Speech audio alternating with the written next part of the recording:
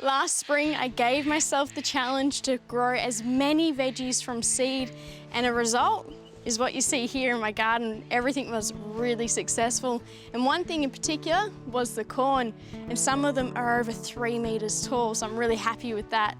So let me show you what I like to do to get my garden ready for the winter season. First up is the soil. Almost all vegetables love to be growing in a humus-rich soil. So this means lots of organic compost and animal manures.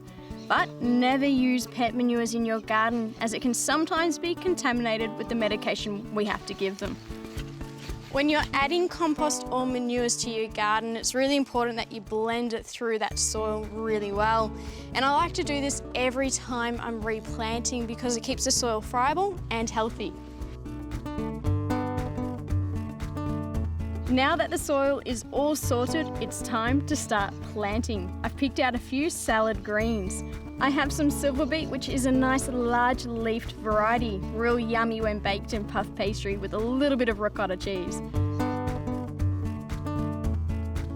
I've picked up some radicchio and kale to keep me nice and strong, and when you're planting these in the garden, you'll need to plant them roughly about 20 to 25 centimetres apart, but if you do them a little bit closer, that's okay. I've done that before too. Next up is one of the most important steps, and one that I do quite often, feeding. A lot of success to growing veggies comes down to the nutrients they are getting. My go-to is True Forte. If you saw my veggie patch last season, you would have seen this exact corn from when I first planted it, and this is all I have been giving it for food.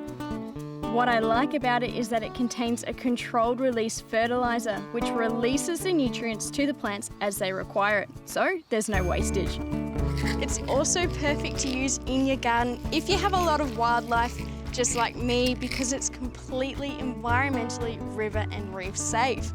And it also has all the food your plants could ever want, and has up to 60 natural minerals and 24 soil beneficial microbes. Now what these microbes do, they help improve the soil and help your plants take up those nutrients when they want it. But best of all, it can help your plants become a little bit more resistant to soil-borne diseases.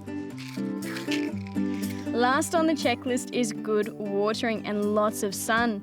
This does depend on what our weather does choose to do, and in Melbourne it's a little bit of a guessing game. But usually veggies require more water in the summer and if they're in a sandy loam soil. But you can't really go wrong as long as you follow these basic steps, and before you know it, you'll be picking veggies in no time.